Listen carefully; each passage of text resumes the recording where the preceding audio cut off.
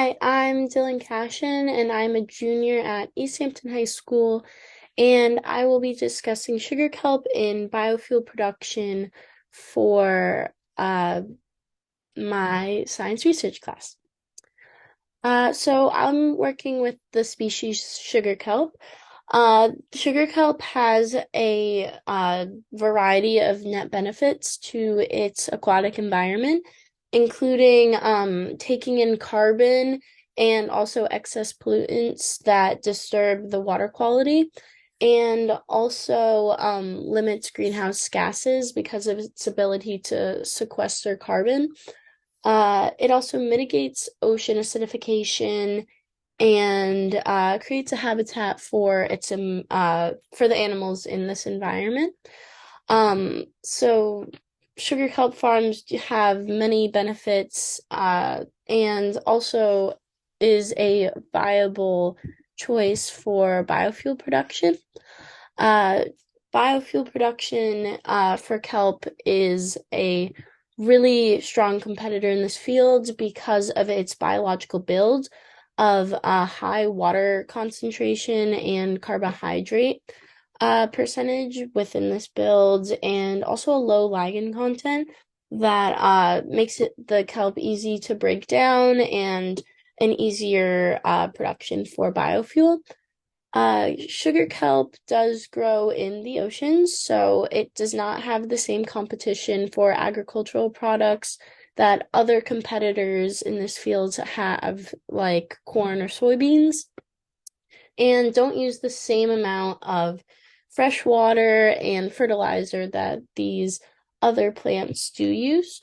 Um, Sugar kelp is new to this field, so there is limited research on it, which makes this study even more important to uh, adding to the field and hopefully creating a cleaner future with biofuel.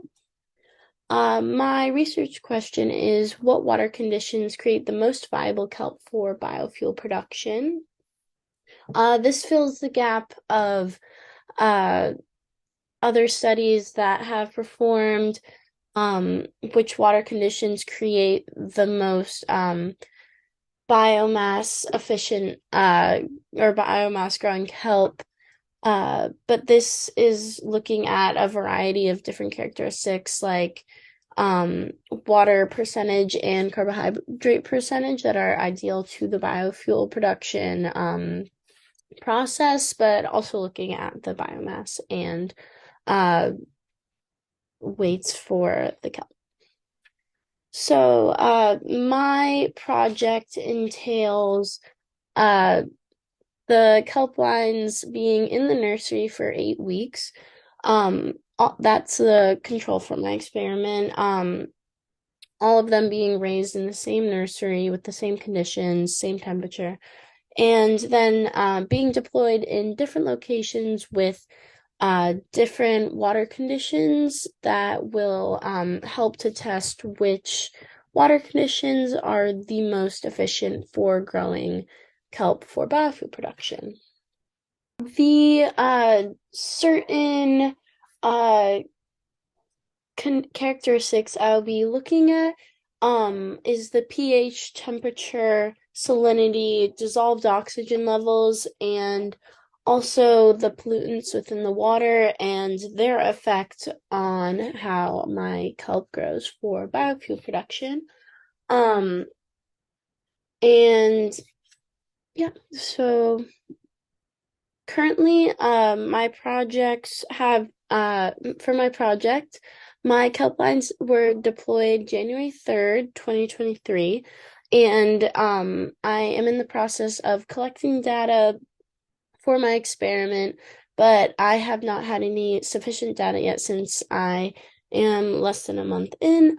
The samples will be collected once a month during their growing season, and they will be tested with a 15-inch sample that goes across a random part of the line, um, cut off and weighed for biomass for the wet weight, and then 4 random strands from each of the samples will be measured for height, length, and width uh, to test the overall biomass for the kelp.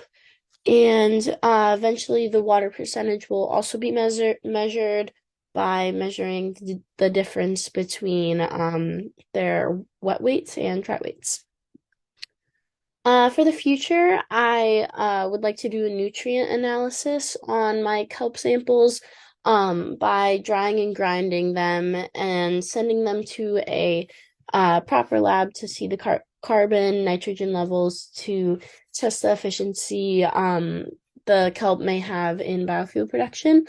And then eventually, I would like to also attempt to make kelp in the fermentation process to test my samples and add more research to this field.